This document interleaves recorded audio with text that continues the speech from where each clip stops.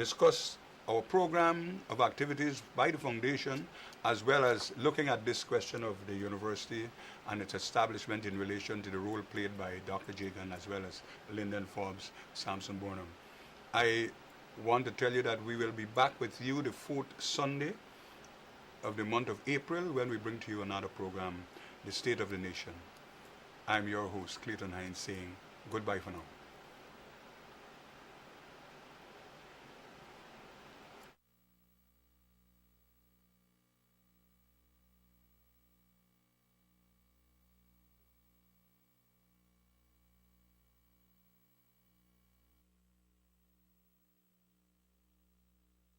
As opening the floodgates to people from in the region who will become part of the nation's kind of population. And there was this view, both locally, regionally, and internationally, that there was a pronounced level of kind of majority of Indians in this country, and Jagan felt that being part of the Federation would have opened the floodgates for people from the small islands to populate this country. And there was a view that that would have interfered with his constituency strength. And as a result of this approach, he felt that he should not be part of the Federation, because the establishment of these kind of university, kind of colleges and campuses were all geared towards unifying the common approach of university education in the region. It's on that basis, which is the view of a number of people, as far as I have researched, that has led the Chedi Jagan coming to the decision that other than joining, which ended up, in another sense, being the right thing, because Forbes Burnham also, even though the party took a policy approach to say, look, we're not going to be establishing our own campus because we are supporting the Federation.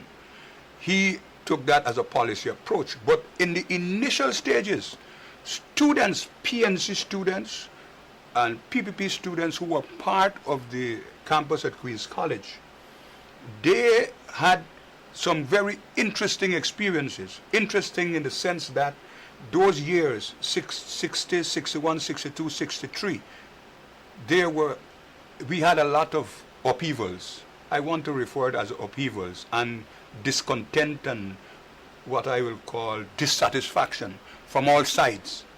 And there was a lot playing out in those years, and because of that, those students, both students of PPP, students of the PNC who were part of the university kind of batch, worked collaboratively.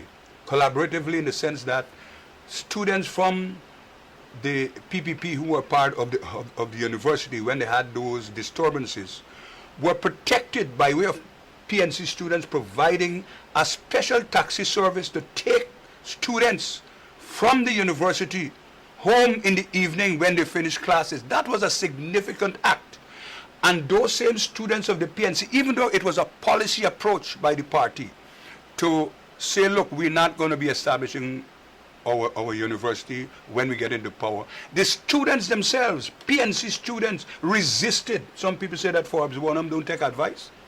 Well, he took the advice of the PNC students then and acceded to accept what they were proposing, to not to withdraw, but to expand on the concept, or to expand in creating a permanent institution that we have at Turkey now.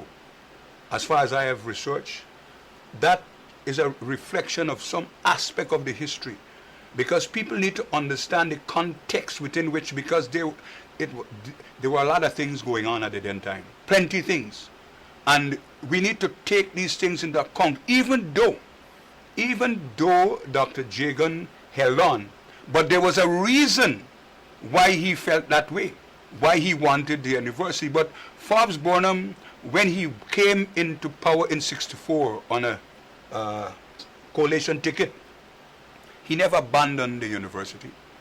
He accepted what was being put to him by the youth membership of the party, who were part of the university students at the University of Guyana who was against closing down the university. And Forbes Burnham said, look, the arguments went for, and he decided he would expand. He would not just, he would expand because he found value in the proposal. I make that point because a lot of the commentators refer to Forbes Burnham as a dictator, but I had personal experience with this man. He listens to what people say. I don't know, Mr. Alexander, you may want to comment. Well, the university issue, Clayton, has to be seen from two perspectives. I think one of the perspectives is the ideological perspective. Jagan had a problem with federation, not only from the ethnic issue, but from an ideological perspective. He described federation as an attempt of the colonizers to perpetuate neo-colonialism through institutional framework called the federation. And so he did not want to participate in the federation from the standpoint of this thing is going to keep us in the jaws of the colonizers. And that one can argue that one way or the other. But you correctly said he also saw federation as bringing Ghana into an Afro-dominated region and therefore minimizing the impact of the majority Indian population in Guyana because they would have been swallowed up into a wider region that was largely Afro-populated. But that's the point, because that is a debatable point, because wouldn't that have been a good thing? I know, I really... The question here is federation was leading in the direction of political power being centralized in some regards in the federal body. And therefore, obviously, Chelly's position was that his party and whatever his party stood for would not have been able to prevail in the circumstance of a centralized federal arrangement dominated by governments and countries that were largely populated by Africans. So that's a part of... That's an interesting point. What his party stood for. Because in those days, if I recall very clearly, I was a very young person then, Jagan was preaching and believed unswervingly in communism. But that's why I said, that's why I raised the ideological question. The ideological question was also a part of it. Because the ideological question and communism was the one that says, look, if you have this federation going, which was being sponsored in some regards by the British as well, then what you're doing is allowing these countries to become an appendage collectively in an arrangement envisaged by the British to continue colonial, neo-colonial domination. So that's the ideological aspect. But as I said, it's, as you yourself recognize, there were two legs, the ideological leg and the ethnic leg. Now, one has to be careful because articulation does not always correspond with motivation. So we don't know whether the motivation is really the ethnic question, but certainly the articulation was more on the ideological end. Perspective. Ideological perspective. That is what was publicly articulated. But researchers have since been able to show that not only was it ideological, but that there were pronouncements as well, if not by Chagan himself, by other Indian activists, that this was going to swallow up the Indian community into a larger arrangement where they would not have been as impacting as if they were to stay out of the federation. Now, when you get to the point of the university, this argument again arose. The university represented an attempt to have an education system that was not what Jagan described UE as being. UE was described by him and by other intellectuals, other academics in the Caribbean as being an elitist organization, an elitist university. And therefore, the ideologies and so at UE were not in keeping with Jagan's own perspective in terms of what he would like to see come out of a university. You know, they saw the university as a continuation of the British type university. It started off as a part of the University of London. And this ivory tower idea, and the idea was that this university would not provide for the orientation that you wanted for your people. And a real issue in Guyana's case was numbers. With the University of the West Indies being as it was, how many Guyanese in total would have been able to attend university, given the fact that the campuses were in Trinidad, Barbados, and Jamaica. So that's a real problem that also existed. And the economic kind of consideration as well, because in those years the per capita income in Guyana was much lower, than Jamaica, Trinidad, Barbados, and Barbados, and Jamaica. So that again, you had that question of one, the kinds of programs and the orientation of the programs, and the quantity, the number of people who could attend. So that was the public articulation in this regard, but it also reflected some of the issues related to the federal federation. Now, what's critical here is this, that the PNC entered that debate, and in a sense, being a party that always supported this whole Caribbean coming together, was not quite supportive initially of the establishment of the University of Guyana, separating apart from UWI. University of West Indies. Because an approach that could have been used was to try to get a campus of UWI in here. Guyana, yes. Right? But that is not what Chedi wanted. Chedi wanted the university separate and apart, so he was not in a mood of cooperating with the rest of the Caribbean on the question of an education approach for the Caribbean. He saw Guyana as different. Outside of the Federation. Outside of the Federation, Yeah. and outside of any kind Yeah, of working together. In fact, this attitude even carried on over into CARICOM to some extent. The PPP was not always supportive of CARICOM. They saw CARICOM as, in a sense, a rebirth of the idea of the Federation and an instrument of neocolonialism and all of that. Which were a lot of that is ideological lost consideration to the Guyanese population on the debate. But I think what is critical here to observe is the strengths of Burnham. And you have started to articulate the strengths of Burnham. He didn't come in and because it was Chedi's night school, decided he was going to shut this thing down. He had an open mind that allowed him to, in fact, be the one who built that university into what it is today. Well, first of all, you have to recognize that before we even get there were some currents, issues that he had to take into consideration. The work of the party, like you said, the party entered the debate. And as leader of this party, then Forbes Burnham listened to what his constituent was saying in relation to the creation and establishment of a stronger university. Even though he had supported the kind of federation, he took a position whereby, look, this is my kind of position. But what my constituent is saying makes sense, because taking into account the ideological position, the economic situation, he saw the creation and strengthening of the campus or the university as a means of providing what you call possibilities for the young people who are interested in advancing in think education. What Burnham did two things. He embraced the opportunity of more Guyanese being exposed to university education by having the University of Guyana. You have to remember that Burnham himself also was left inclined.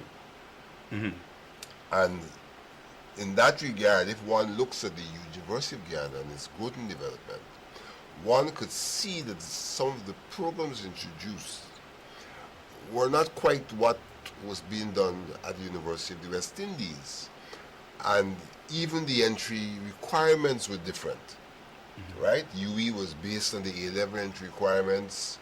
UG had the 4-year program with the O-level entry requirements. And so the University of Guyana was more people and mass oriented than the University of the West Indies. And Burnham built on that.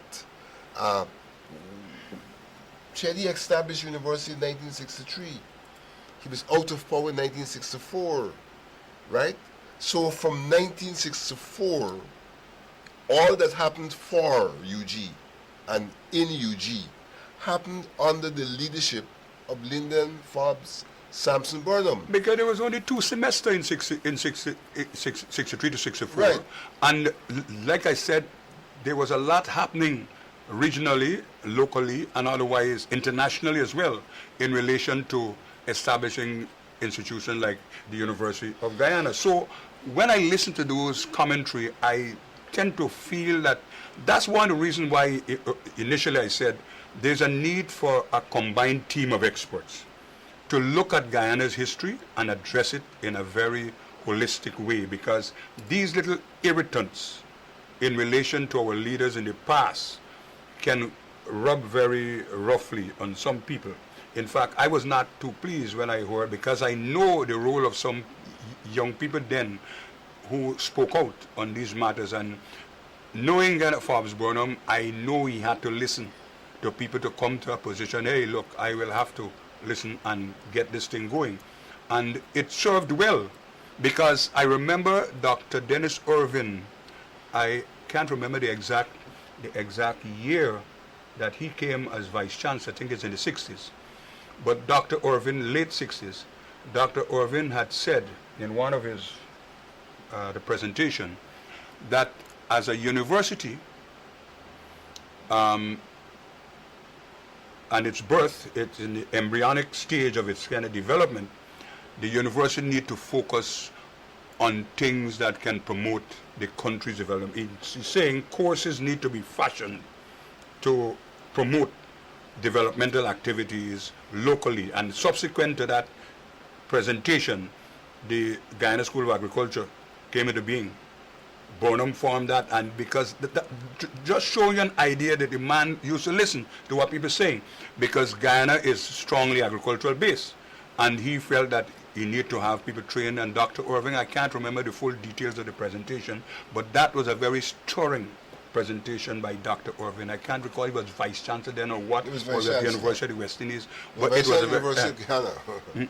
University of Guyana. But I know he worked too at University of the West Indies. That's where he came from. Yeah, but it was a very, very interesting kind of presentation, and since then I've noticed that a lot of the courses, but you were there at some time, a lot of courses have been introduced, some of them have improved, and I know that people keep saying that, well, Dr. Jagan created this thing, and so, but there was a lot happening in relation to Yes, the you see, university. if you look at the University of Guyana, for example, if you look at the work in public management, UG went ahead of UE in terms of introduction of studies in the area of public management, in responding to the national needs. needs. If you look at social work, again, that's an area where UG went ahead of the University of the West Indies. If you look at communication, again, that's another area in which UG went ahead. They also went ahead in some regards in agriculture and forestry, so that UG became a responsive institution to national needs. And there was a direct relationship between the government and the university in these programs. For example, the program in public management related directly to the public sector, and the government gave specific allocations through the public service for the facilitation of that program. This also happened when the medical faculty was introduced. When the medical program was introduced, the government of Guyana, outside of the regular university's budget, gave finances to facilitate the growth and development of the medical program. And so you see that the university was being looked upon as an institution that was a part of the whole developmental process and being responsive in terms of human resource development to the needs of the country. It's unfortunate that on an occasion like the 100th birth anniversary of Dr. Jagan, where the university quite rightfully holds an activity, launches a series of activities to commemorate his birth, that his daughter, in making her presentation, would try to focus on the debate about the establishment of the university, which was a valid debate. It was a valid debate. Whether the PNC supported it or not, they were involved in a valid debate, and you have to have these debates when you're having national institutions being formed. So she focused on that debate, but failed to say anything about the fact that from 1964 to present, the People's National Congress and the governments on the People's National Congress built on the idea of Chedi Jagan and made Chedi's idea a living reality. And so that the legacy of Jagan and the question of the University of Guyana is the legacy that resides You see, with the People's National Congress, a legacy of which the people of Guyana and the PNC has been the custodian rather than the destroyer. outside of the ideological consideration, I should tell our viewers as well, but the lines are now open. You're free to make your calls. We're going to be taking calls. You can make your comments, contribution to this program, and we will try our best to see what we can say in relation to response. I was saying outside of the ideological kind of consideration, the per capita income then for Guyana was very low. The Jamaican kind of dollar was stronger than the US kind of dollar. The Bajan kind of dollar was, as it is right now, almost even. Trinidad kind of currency was stronger than ours. And the per capita income for Guyana was low, just 200 and something kind of US, as against 5 something and 700 and something to the other two countries. So I'm saying that was a critical consideration advanced by the PNC students that were part of the university body. That was the argument. They were saying, look, we can't, like you have rightly said, we can't afford to go to Jamaica and Barbados and so on to really pay these fees because we don't have money. People were very poor. It was considered a very poor country then. So we hadn't this kind of money.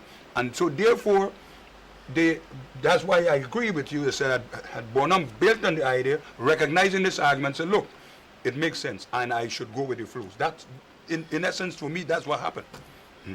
But yes, you're on here. Good morning, Clayton and Vincent. Morning. Yeah, morning. The two of you. I'm so proud that yourself and Vincent is bigging up the Prime Minister, or what should I say, the President of Guyana, right? Clayton Thompson Burnham to say what he has done, because you're always saying things about Chedi has done this and Chedi has done that. During teacher Ram in the tablet news the other day, on Thursday, when he spoke the truth about Linda and Thompson Burnham. Everybody is speaking in such a lie. I feel so proud that y'all are real Africans, huh? And we have to say the truth.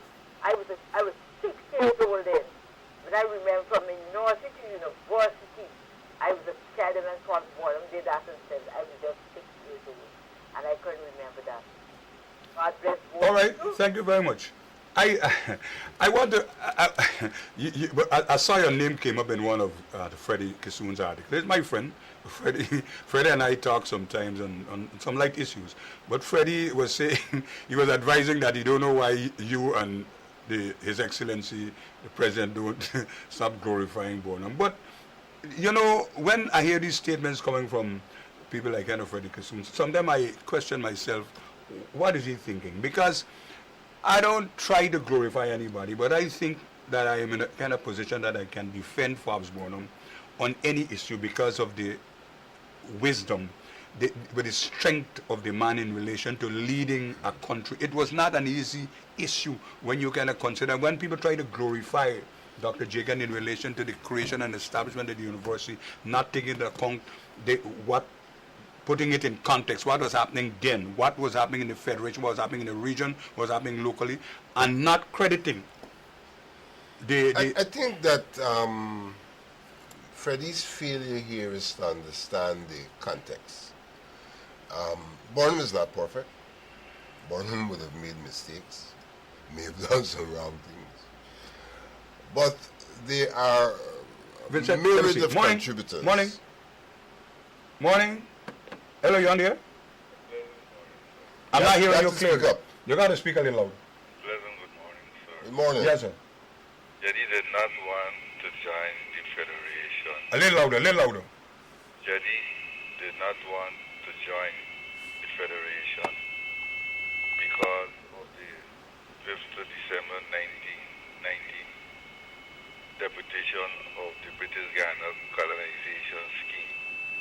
If he had joined the Federation, his scheme would have gone down in the gutter because he was a member of the BGEIA in the late 1940s and he formed the PPP after then to get the political clout necessary to make Ghana a young colony. Have a good day. All right. Thank you, sir. Thank you That's for calling. another perspective that had to do with the proposal originating from some Indo-Guyanese that the India could have literally colonized India. There was such a proposal that was sent up to the Indian government. But the point I want to continue to make in relation to Freddie, there are myriad of people out there discussing the question of Burnham. And if those of us who are supposedly glorifying Burnham don't glorify him, then what we will be doing is giving emphasis in the area of criticism where there are those who are only criticizing. So we have to balance the equation. What we are doing is essentially balancing the equation. If our political environment was different, we would be different. Morning. I heard you were saying at one time in the university that the Afro-Guyanese used to protect the Indo-Guyanese when they had to go home. Students, that's right. Yeah, but who they used to protect them against? Or what they do if they had to protect them? Let me help you, my friend. Let me put this thing in perspective. In those years, during 62, 63, leading up to 64, you know what was happening in this country. There was a lot of disturbance. And it was on both sides. Because remember, a lot of our villages, in some instances, were Afro-Guyanese populated as against Indo-Guyanese populated.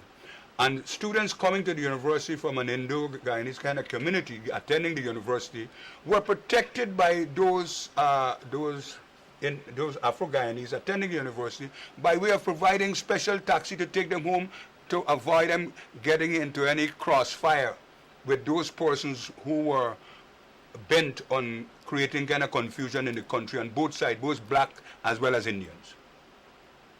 I hope I've helped you there.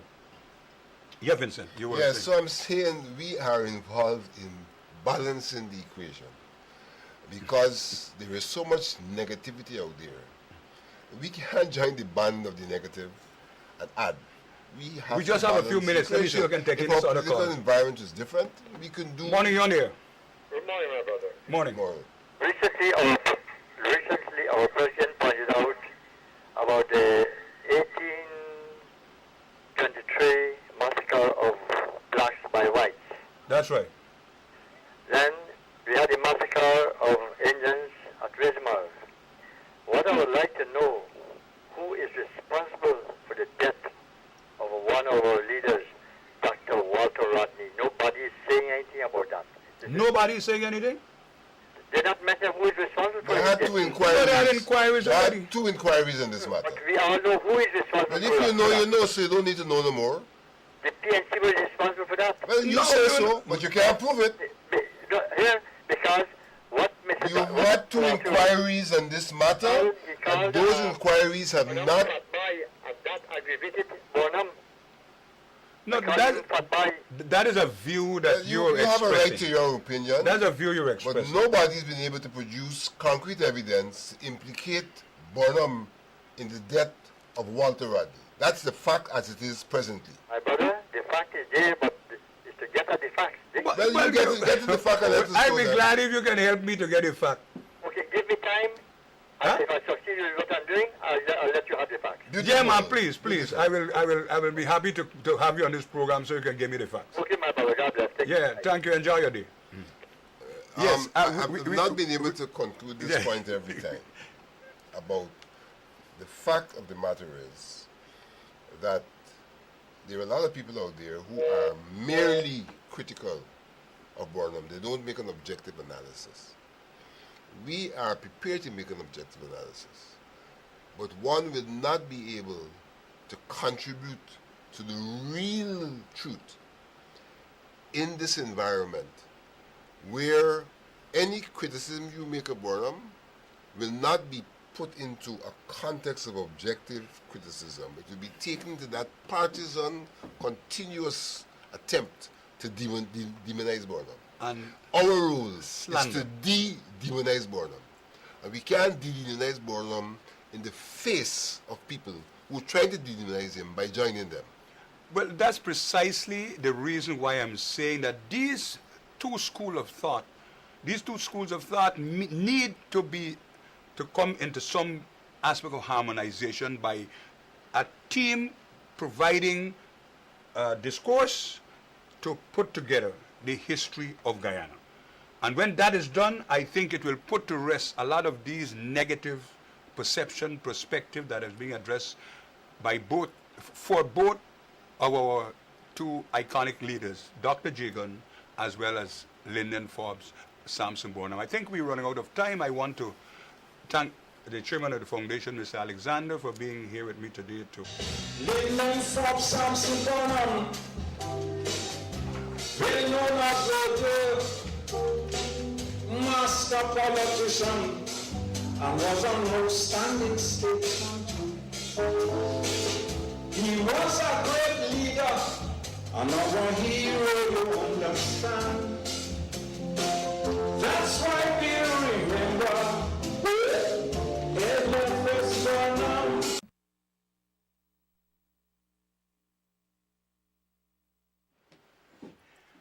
Yeah, good morning, viewers. I'm here with you once again today, the State of the Nation. My name is Clayton Hinds, and this program comes to you through the kind compliments of the Forbes Burnham Foundation. For this week, we will be looking at the program organized by the foundation to commemorate the 95th birth anniversary of Lyndon Forbes Samson Burnham, the first executive president of the Cooperative Republic of Guyana, first Prime Minister, and also the Caribbean man of the 20th century. Today we want to reflect on those activities that have been organized by the foundation and to say how grateful we are for the participants and those who have assisted us in organizing these activities. With me in the studio, like you've seen, is the chairman of the foundation, Mr. Alexander. He will expand on the efforts that have been exerted to make this program a success. Then we will go into some plans that we have to observe the death anniversary as well, coming up in the month of August 2018. Also on this program, we want to look at, because there have been a lot of talk and conversation, issues raised at the recently held program at the University of Guyana that reflected on the introduction or the creation or the establishment of the University of Guyana in 1963. But of course, you know, there were a number of activities prior to the establishment of the university in 63 and subsequently. But I am intrigued by the comments that were made by some of the presenters, and particularly those that seem to glorify Dr. Jagan in relation to the establishment of the university.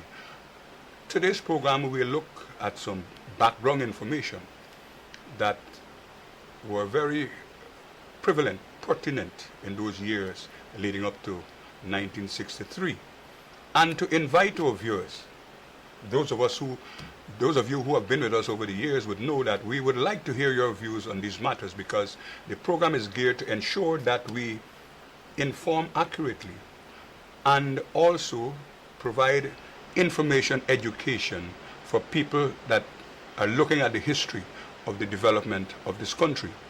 And when I listen to the commentary and the presentation, that makes it even more urgent and important that a team need to be put up to make sure that we write Guyana's history. A team, both from the opposition and government and civil society, and interested kind of parties. I think the government should really initiate that program because it's important that our history be accurate because we need to know our past so we can know how the present came into being and what trends for the future are likely to be. So therefore, I think when we discuss this topic, I will be opening the lines so that persons can call in and with the help of Mr. Alexander here, we will try to look at what led, what obtains then, and what role the People's National Congress played at the time in relation to the establishment of the University of Guyana. At this point in time, I want to just ask the chairman, because we had a number of activities, 8 to be exact, to commemorate the 95th birth anniversary of Forbes Burnham. First of which has been the dinner, which was held at the lawns of State House. I would just like you to perhaps reflect on that activity, because it's the first time the foundation has held this dinner. We have had activities like that before, but not a dinner. Yes, Clayton, this is the first time in the year 2018 that the foundation held what is now being referred to as our annual dinner, which was in a sense a fundraiser. It was quite a success, and we are extremely grateful to a number of people for making this possible. In the first instance, we are grateful to His Excellency the President, who made available the Buridi Lounge for the holding of this activity, and who himself was the patron of this activity. We'd like to thank him sincerely for making that possible, and to thank the staff at State House, who did everything to make the accommodation of this function a real success. In relation to the dinner, we were also thankful to Tent City, Mr. Nigel Pyle, who also made a significant contribution, as well as the Banks DIH, who they also made a contribution to the success of that dinner. So we'd like to thank those persons. In addition, we'd like to thank all the patrons who attended the dinner. And the dinner was so successful, we have to add to the thanks an apology to all of those persons who were unable to obtain tickets to attend the dinner. It was sold out, and many of our good friends and comrades and supporters could not get tickets to attend, and we apologize to them. We look to the future to see what we'll probably do to ensure that we can accommodate all of the persons who were desirous of attending our dinner. But this was the first annual dinner of the Burnham Foundation, and it was a major success. We probably should highlight the fact that the novelty of the dinner was an auction, and that auction saw us auction in 1966 Independence watches that carried the face, that carries the face actually, of Lyndon Forbes Sampson Burnham, and those watches went like hotcakes.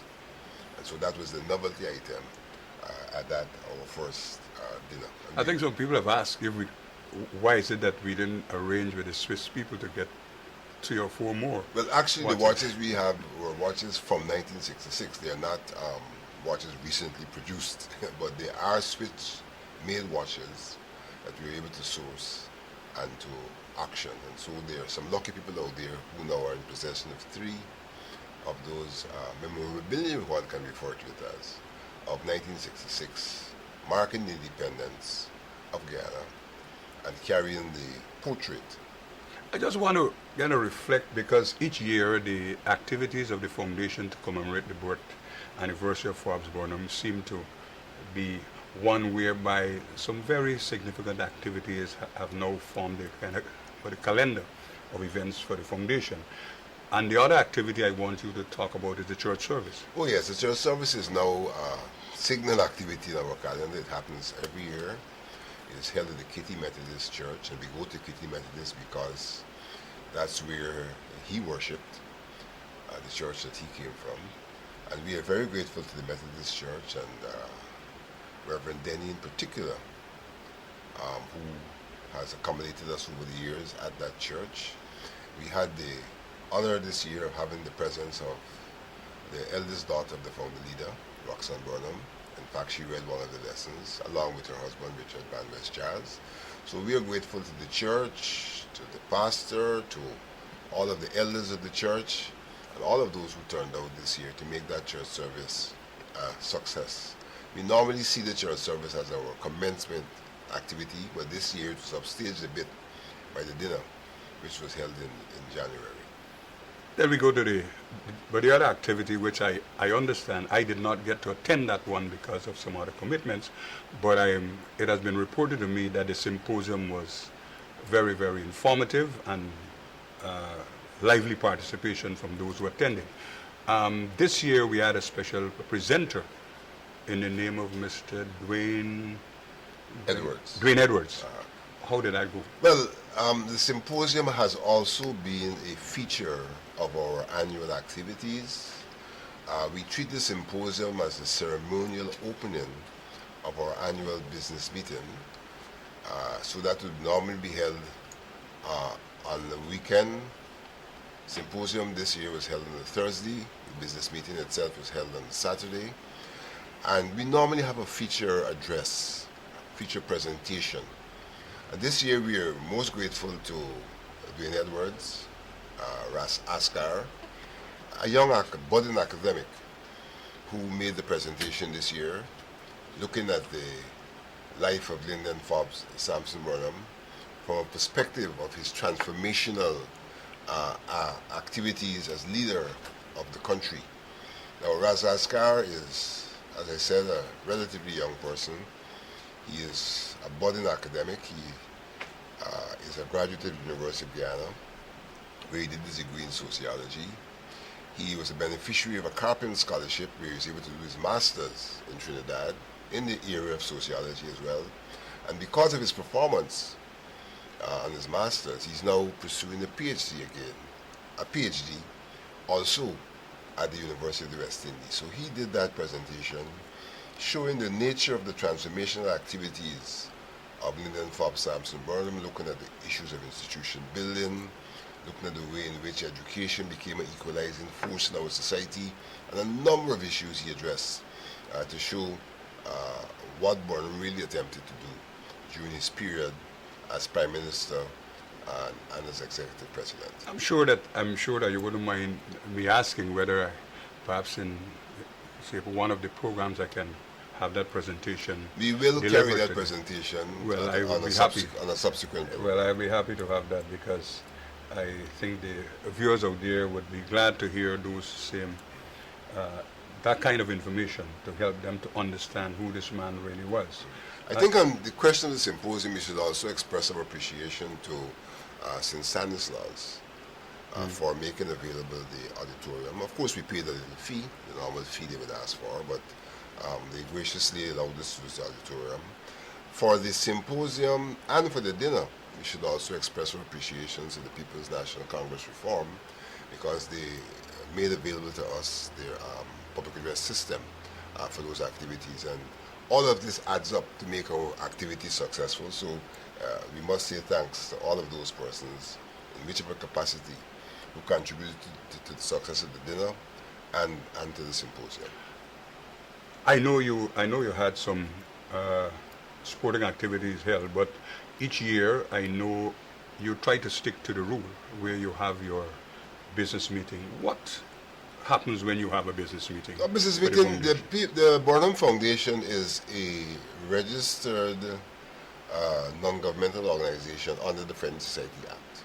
And therefore that requires us, as a matter of course, to meet annually, to conduct the business, and the conduct of the business will be involved a report on the activities of the organization over the last year, a financial report in particular, elections where those are necessary, and the discussions towards the program for the new year.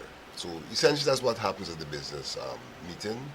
We give account for our stewardship over the last year, and we seek to project what we wish to do for the coming year. Has there been any focus on perhaps improving the kind of wider membership, including more people in the... We do invite membership to be involved in the organization, but the nature of our activities is not membership centered. Mm-hmm. It is public centered, because what we really seek to do is to relate to the public in relation to the legacy of Lyndon Forbes Sampson Burnham. We do have members, and we do from our members elect a leadership that will take the organization forward.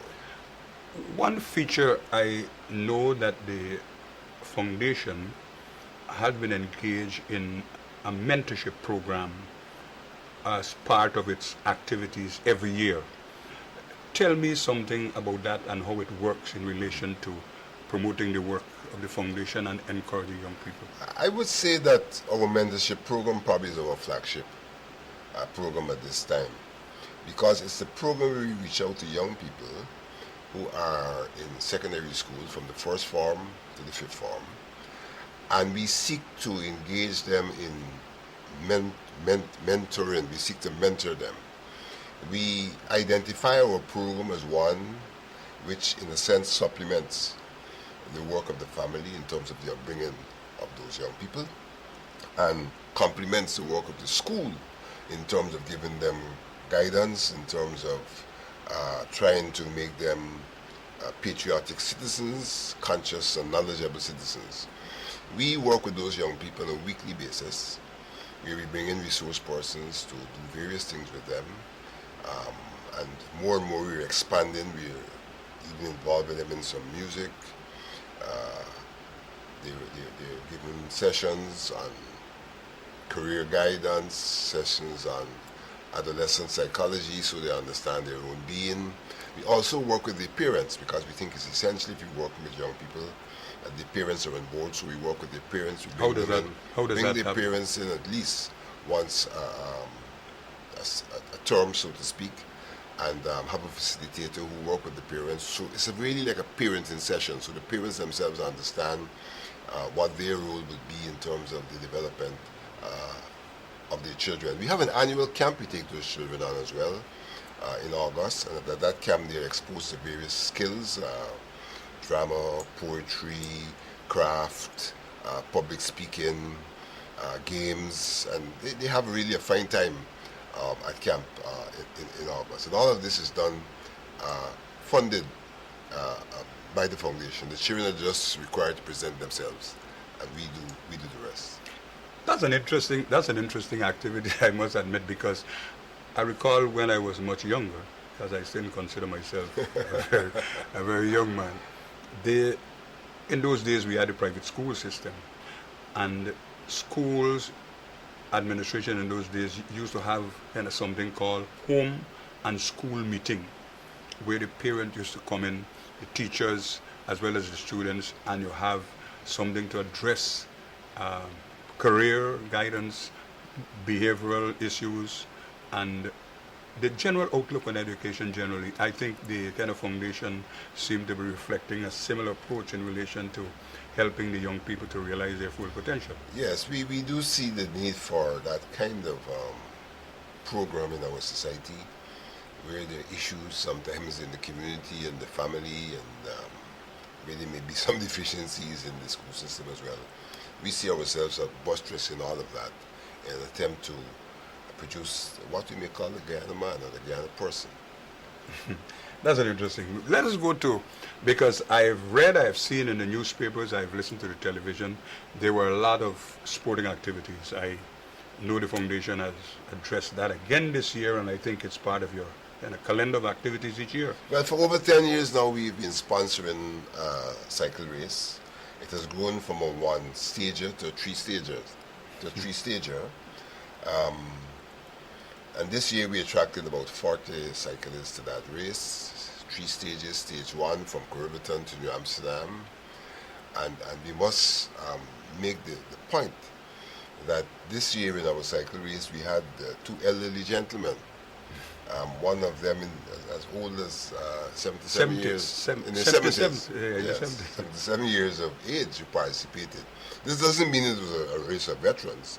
In fact, we categorize the race into juniors, seniors, and veterans, and we award prizes to all of the categories and to the overall winner. So stage 1 was from Caribbean to New Amsterdam, and the following Sunday we had stage 2, which was from Linden to Georgetown, and on the same day, the final stage, Georgetown to Belfield and back. So we had this 3-stager once again, and attracted over 40 cyclists, and we must express our appreciation to the Flying Star Cycle Club, because the Flying Star Cycle Club provided the officials who organized that race for us and made sure it was run in keeping with all of the rules that are required for such an activity. So our thanks goes out to the Flying Star Cycle Club for helping us with that. We should also thank the Ghana Police Force. They did a fine job. They did a fine job because they had to escort the race. Apart from giving permission for the race, they had to escort the race through each of the legs, and so they did also a very, very good job escorting the race through all three of the legs. I want to go to the inter-school cricket, the softball cricket. That seemed to have roused a lot of interest from other schools who did not participate this year. Well, we have done this only for the second time. We started this in 2017. We repeated it in 2018. And what happened this year, we had the involvement of 40 schools and 78 teams from Region 3, Region 4, and Georgetown. We are most grateful to the National Sports Commission, specifically the sports organizer, Mr. Monroe, and we're also grateful to the All-Star Club, who along with Mr. Monroe provided the officials that saw us through over a month of cricket. This competition took us over 1 month, constantly working at the gymnasium. And you saw in the background just now a picture of some of the young people assembling for that activity. That's one of the pictures. That picture was shown just now in the background. Yes, that's the picture there of some of the young people who were assembled for that cricket competition. That's not all of them. I think we had in the vicinity of over 700 to 800 children involved in this competition. And it was really a very exciting competition. We're grateful to the Ministry of Education for allowing the schools to participate, for the administration of the 40 schools, the teachers who attended, and we even had instances of parents who came to this competition. Really a fine competition. We're also thankful to the National Sports Council, because you know the National Sports Council has a vote for commemorative activities, previously memorial activities for the presidents of Guyana, and we were able to get some assistance from that Sports Council for the running of this competition, this in our second year, and we're grateful to them for that. It was a real success. We look forward to it again next year and encourage all those schools. You know, interestingly, we had private schools came along. In fact, if I'm not mistaken, Mays turned out to be the female. Mays female won the competition. I was at the semi-final and final. Yeah. And I must say that the level of enthusiasm and commitment by those girls from Mays was exceptional. And they had a coach who was on his feet all the time. Yeah. If I'm not mistaken, but the Potential Boys. Potential Boys, yes. Won the male competition. So you can see the spread. The private school won the female. So you had schools from Region 3. Region 3, Georgetown, and Region 4, East Bank and East Coast. East Bank, East Coast. Bank Okay. and East Coast. Now we go to the tennis. We also had table tennis. This again, we recommenced the table tennis competition last year, and again this year we did it. And we focus on the younger people, the B division, C division, and there was a handicap competition as well. Both male and females were involved. So again, we have to be thankful for the Table Tennis Association, who came out and helped us to organize that competition. The president, Mr. Monroe, and the coach, who's attached to the National Sports Council. They were the ones who helped us to organize that table tennis competition, which was well attended. And again, we have to thank the people at the gymnasium for facilitating our cricket, our tennis. We were there for 1 straight month plus in the gymnasium with these activities, and so we thank the people at the gymnasium as well for their involvement in making sure that the facility was at our disposal. I think we also have to thank the press. I think the press this time were engaged with us. They carried our cricket on a regular basis. They carried the tennis. They carried the results. And so we are thankful to the press. I think True News probably stands out, but Yes, they did an excellent job. we also had They were able to. television also carried. I think HGP TV was on the ball from time to time. NCN also. Also got some assistance, NCN and NCN. DPI, Department of Public Information. Yes, so it was a young lady they were there. very responsive, and therefore the public was able to know what was going on and what we were doing for that period. I must say that this was a very successful period of celebration of the life of Lyndon Forbes Sampson Burnham. It spanned more than a month this time. We started in January, we ended in March. And to close off in terms of those things, a very significant moment occurred that we need to bring to the nation's attention. That is, the Burnham Foundation has now erected signage at the site of Burnham's birthplace. That's Stanley Place and Pike Street Kitty.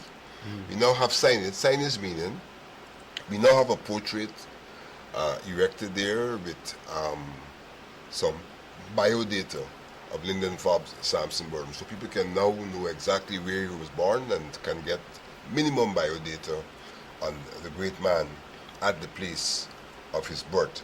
For that, we have to express tremendous gratitude to Charles Gilmore Designs, because that signage became possible as a contribution, a donation of Gilmore Designs, a design company that's located on the east coast of Demerara, and they really did quality work to make that signage possible. I must say to you, I remember Mr. Gilmore from years ago, and maybe last year he told me that he was observing our work, and he wanted to do kind of something. I think he related the same thing to you. So I think he was, as a young boy growing up, he expressed he was so impressed with Forbes Burnham. He said he wanted to do something of significance, and you have rightly said he came forward to say that, look, he will be able to do this thing first, which I think would serve the public well in ensuring that they know where this man was born, and that signage is testimony to his kind of commitment to the life and work of Forbes Burnham. And you have quite rightly put it in the right perspective in relation to our gratitude for that gesture.